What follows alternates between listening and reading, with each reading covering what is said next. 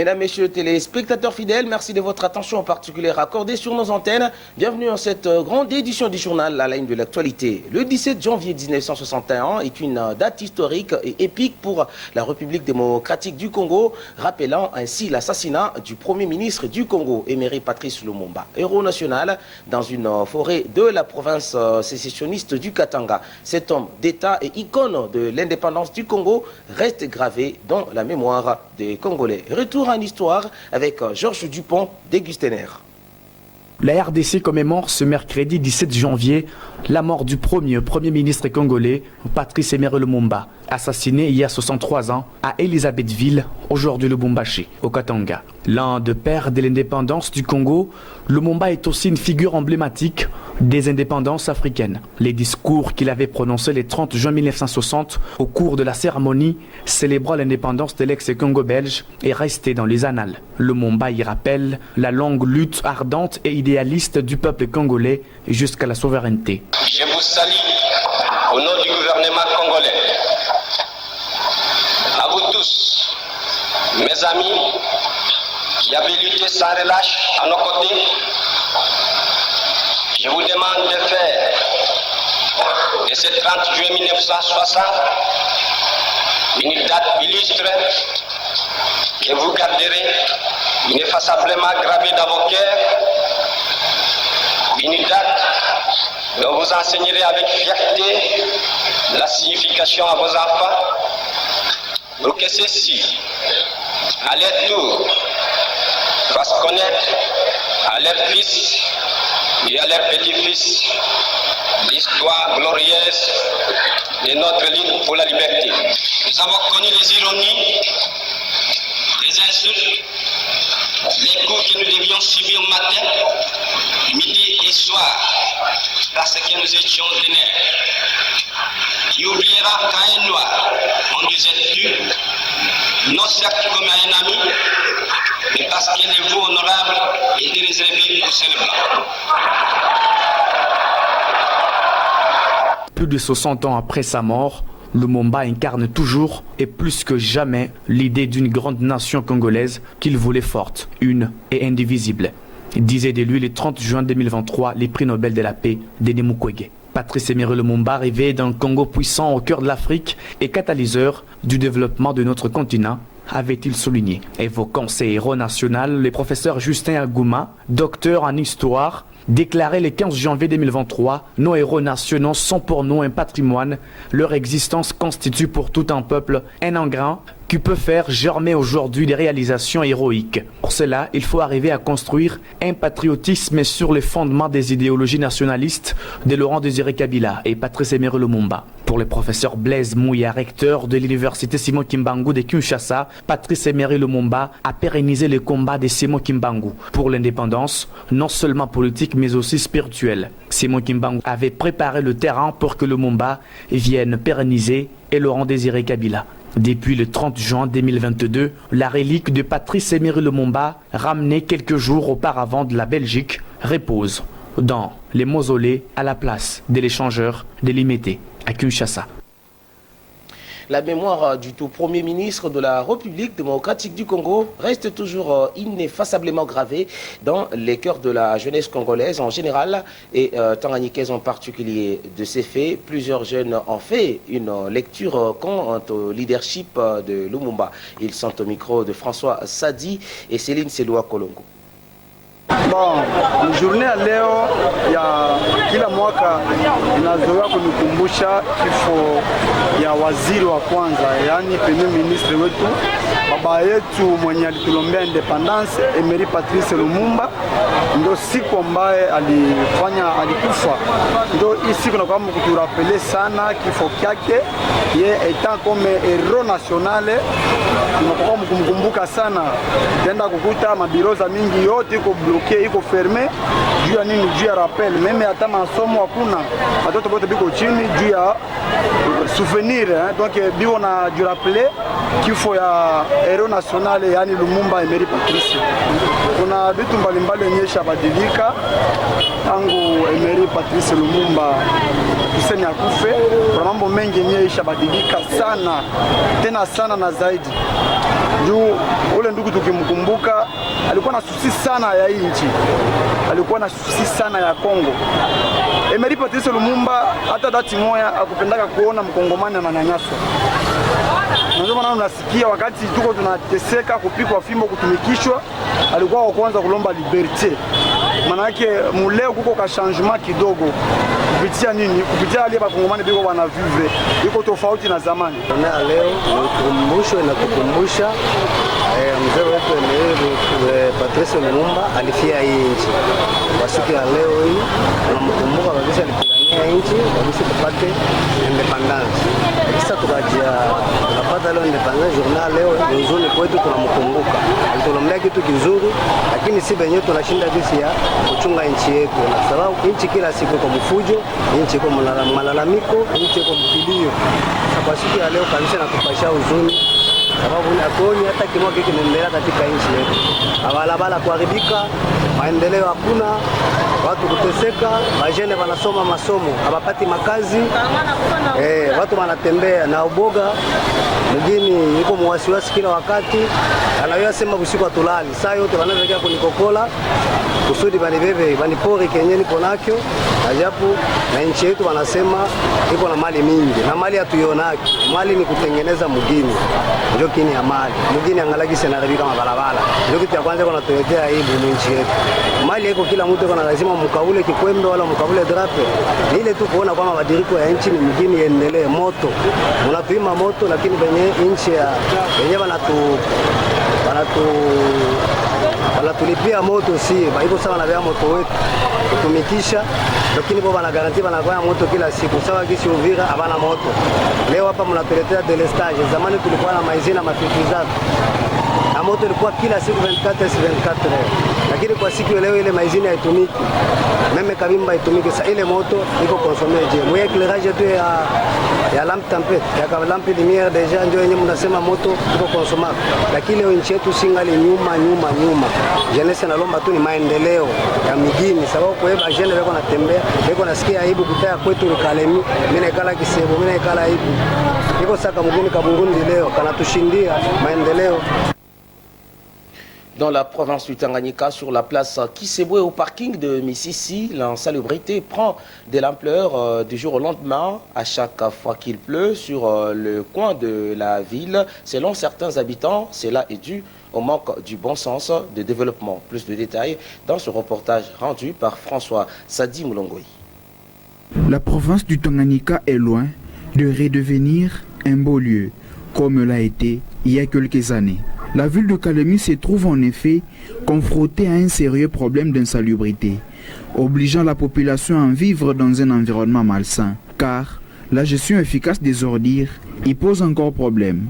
Cette situation est considérée dans toute la province du Tanganyika, mais parlons là de façon plus particulière de la place Kisebwe au parking de Mississi, où se trouve de saleté presque partout.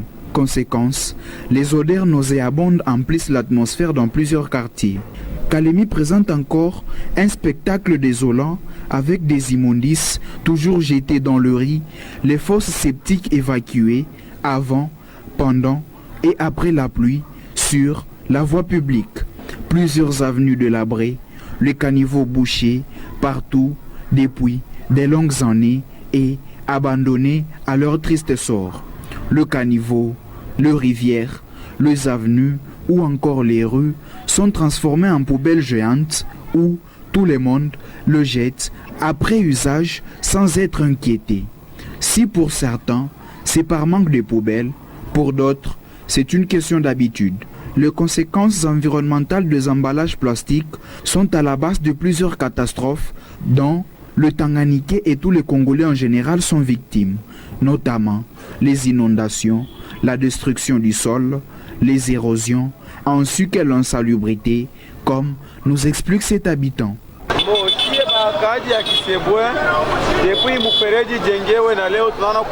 Depuis que ce caniveau a été construit jusqu'à maintenant, nous constatons une très grande différence, car jadis, l'eau passait paisiblement dans le caniveau, mais ce n'est plus le cas aujourd'hui, car nous remarquons qu'il est bouché à chaque fois qu'il pleut. Le plus grand problème, c'est que nous manquons le bon sens du développement.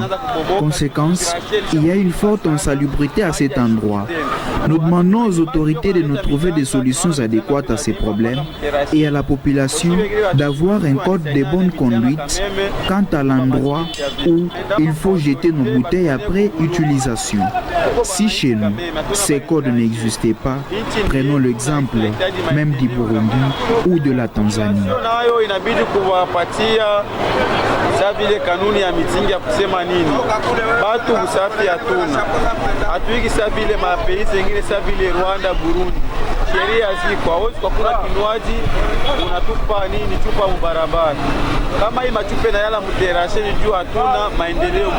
Face à ces problèmes d'ordre environnemental, les autorités, en connivence avec la population, doivent faire de leur mieux afin que le Tanganyika soit une province au vrai sens du terme.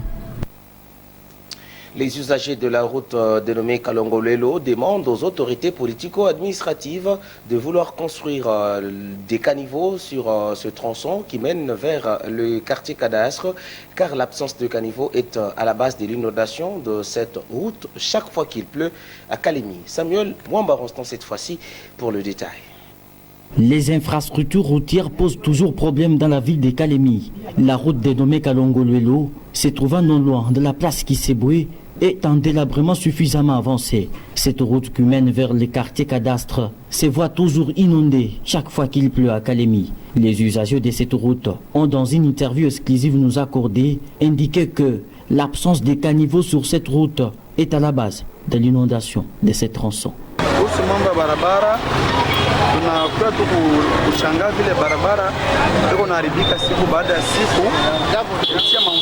Cette route est en dégradation et elle est très sale. Chaque fois qu'il pleut, ces tronçons restent toujours inondés. C'est là suite à la non-construction des caniveaux. Nous demandons aux autorités provinciales de venir réfectionner cette route et de construire ne fût-ce qu'un caniveau. Hii ni njia ambaye wanaweza kuitilia macho kuangalia paske hii ndio fashi ya kwanza circulation mwa Kalemi.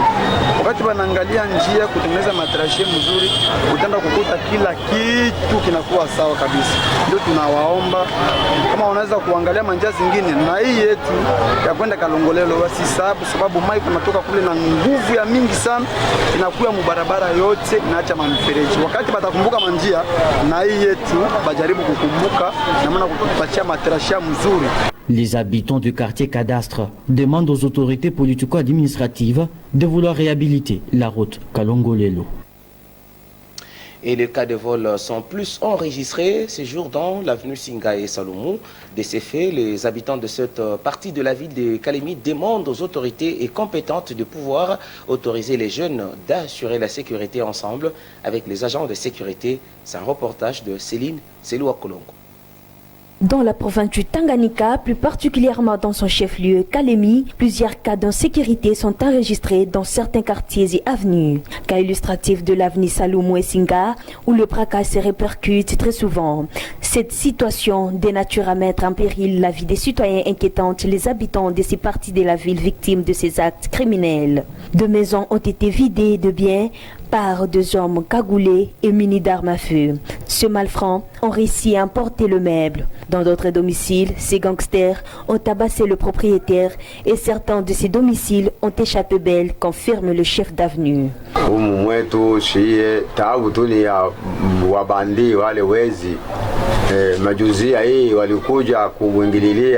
Nous en avons marre. Il n'y a pas longtemps que mon voisin a été visité. Heureusement que le jeune de sa maison était éveillé. Et aussi dans une autre maison, ils ont emporté le bien de valeur et l'ont tabassé en lui donnant des coups de machette sur le front. Et il était hospitalisé dans ces petits centres, La Grâce. Nous demandons aux autorités locales de nous renforcer la sécurité. Wanakuja na ndio tunahitaji vile vile serikali yetu ya ya provinciale iendelee kututilia sekirite kwa kutuchunga. Population inatabika kwa siku hizi, tangu tu vote kupita hatuna amani. Ces habitants demandent aux autorités de pouvoir autoriser le jeune de l'avenir Singa de commencer à rassurer la sécurité avec les agents de l'ordre.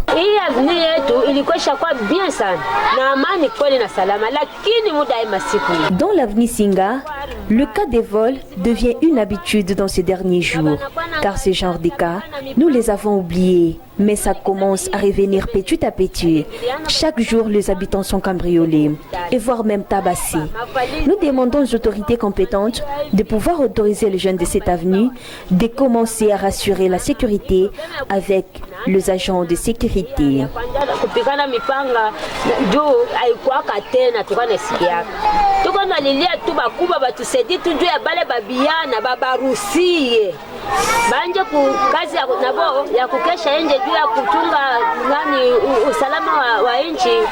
Aux autorités compétentes de pouvoir renforcer la sécurité pour la bonne survie des habitants. Mesdames et messieurs, ce journal se poursuit. L'heure a été à l'évaluation annuelle des activités de l'entreprise générale de gestion et de travaux EGT en sigle, ce mercredi 17 janvier 2024. La suite de ce qu'a été cette rencontre dans ses explications. L'entreprise des sous-traitances EGT, Entreprise Générale des Gestions et des Travaux, a organisé une assemblée annuelle avec comme soubassement l'évaluation des activités et projets de la dite entreprise. Devant les actionnaires et les membres de la direction qui dirigent Lubamba Mwenge Samplis, tous ont pris part à cette rencontre qui a eu lieu dans la salle des réunions de l'hôtel Victory. Après la présentation des activités menées au cours de l'année 2023 par les DGA, plusieurs intervenants ont soulevé leur inquiétude en rapport avec les activités de l'entreprise. Même son de cloche de la part des représentants des entreprises partenaires à EGT. Oui, c'est hebdomadaire chaque année qu'on fait l'Assemblée générale avec nos membres. C'est ce qu'on a fait.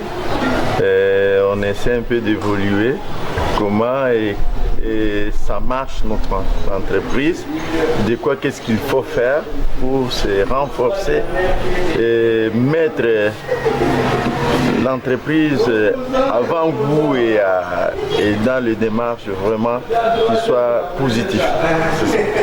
Oui, nous avons nous aussi postulé au cours des 5 dernières années au gouvernement provincial. Je sais que la situation n'est pas encore claire. Nous attendons jusqu'à là. Même la partie dont est question de ces marchés n'est pas encore réalisée. L'entreprise, le gouvernement provincial a été aussi intéressé par notre structure. Bon, nous avons postulé, nous attendons la réaction du gouvernement provincial.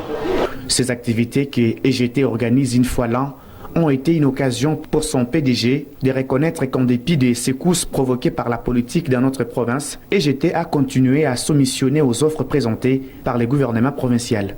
EGT fait partie de ces rares entreprises provinciales à remplir les conditionnalités exigées dans l'entrepreneuriat. Mesdames, Messieurs, en sport, la RDC croise ce mercredi 17 janvier 2024 la Zambie dans le cadre du groupe F de la Coupe d'Afrique des Nations. Les deux sélections sont de vieilles connaissances et ont presque le même système de jeu et partagent une longue frontière. Melchior Katontolo avec les informations sportives. C'est le tout dernier match comptant pour la première journée de la phase des poules de cette CAN 2024. C'est une affiche du groupe F de la compétition africaine qui se tiendra ce mercredi. La République démocratique du Congo affronte la Zambie au stade de Laurent Pokou de San Pedro. Une rencontre déjà déterminante pour ces deux sélections. Les Congolais attendent impatiemment la première apparition de leur équipe à cette CAN. Ça sera effectivement pour ce mercredi, mais pas à l'heure prévue. En effet, selon les informations de footrdc.com, la Confédération africaine de football, CAF en sigle, a notifié les journalistes accrédités appelés à couvrir la CAN que le match entre les Léopards et Chipolo Polo Boys, comptant pour la première journée du groupe F, est décalé d'une heure. Ce match se jouera finalement à 22h juste, heure de Kinshasa, 23h, heure de Kalemi, toujours au stade de Laurent Pokou. Les Léopards de la RDC avec Apassi, Kaloulou, Mbemba, Bouchiri, Massakou, Mutusami, Piquel, Kakuta, Bongonda, Bakambu, Wissa et autres chercheront à surmonter leur absence de la précédente édition. Mais on notera que les matchs amicaux n'ont pas été rassurants pour les troupes de Sébastien Desabre. De l'autre côté, les Chipolo Polo Boys de la Zambie comme Mulenga, Tchempachi, Sunzu, Chanda, Kabwe, Kangwa, Benda, Musonda, Mulambia, Daka, Banda faisant leur grand retour dans la compétition après avoir été absents depuis 2015 ne seront pas à prendre à la légère. C'est ce qu'a indiqué l'entraîneur des Léopards lors de sa conférence de presse d'avant-match. Sébastien Desabre a affirmé que l'équipe s'est bien préparée, mais personne ne peut estimer que tel peut gagner l'autre. Pour lui, le vrai résultat sera celui d'après le dernier coup de sifflet.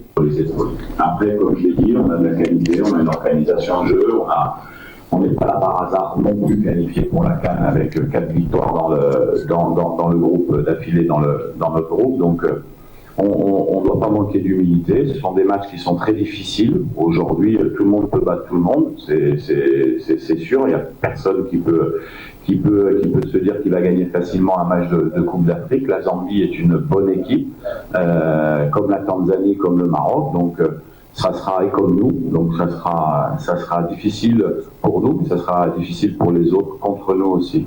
La CAN 2023, l'un des grands moments de l'année 2024 en football, se déroule en Côte d'Ivoire pour la deuxième fois de l'histoire, 40 ans après la première. 24 équipes se sont qualifiées pour la phase finale, réparties en 6 groupes de 4 pour la phase des poules. Rappelons que cette année, les petites nations réservent des surprises pour cette CAN. C'est le cas du groupe A, où le Nigeria a été surpris par la Guinée équatoriale le dimanche passé. 1 but partout. Dans le groupe B, 2 buts partout était également le score qui a séparé le match entre l'Égypte et le Mozambique le dimanche. Toujours en groupe B, le Ghana a été tenu en échec par le Cap-Vert. 1 but partout entre le Cameroun et Guinée le lundi. Même score pour le match qui avait opposé l'Algérie à l'Angola en groupe D le lundi dernier. Pour l'instant, les yeux de tous les Congolais sont braqués au stade de Laurent Pokou pour assister à 23h l'entrée en lice des fauves Congolais qui sont arrivés le vendredi 12 janvier dernier au pays d'Alassane Ouattara. Tradition oblige, en chemise et pantalons en pagne. Un message culturel de haute portée au sein de la communauté africaine. 17 janvier 1961, 17 janvier 2024, 63 ans après l'assassinat de Merry Lumumba. C'est ce que commentent en majorité les journaux et médias en ligne parus le matin de ce mercredi. Encore une fois de plus, Mercure Katontolonkolo pour la lecture du journal de journaux.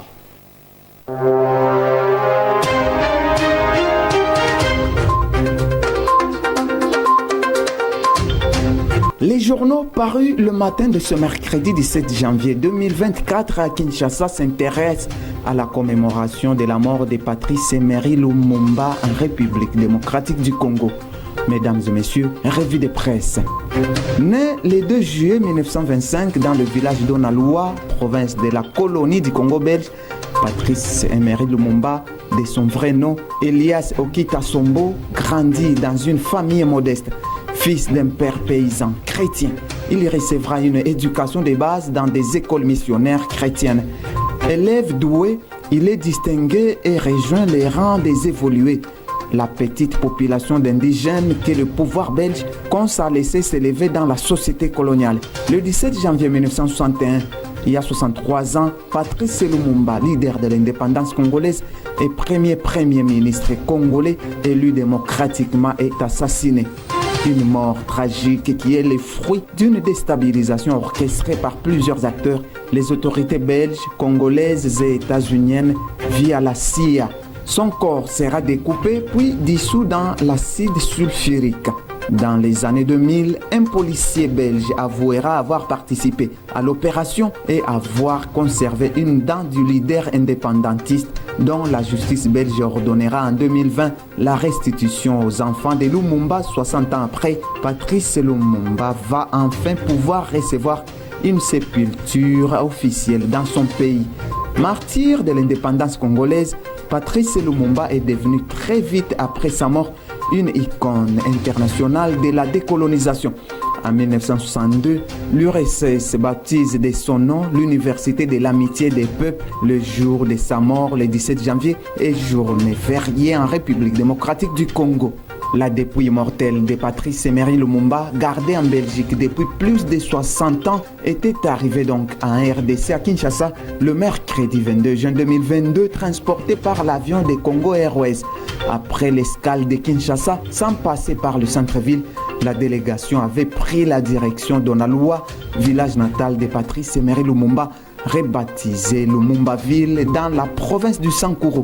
Parmi les personnes ayant accompagné les coffrets à Kinshasa figuraient les membres de sa famille et du gouvernement, notamment le Premier ministre Sama Lukonde.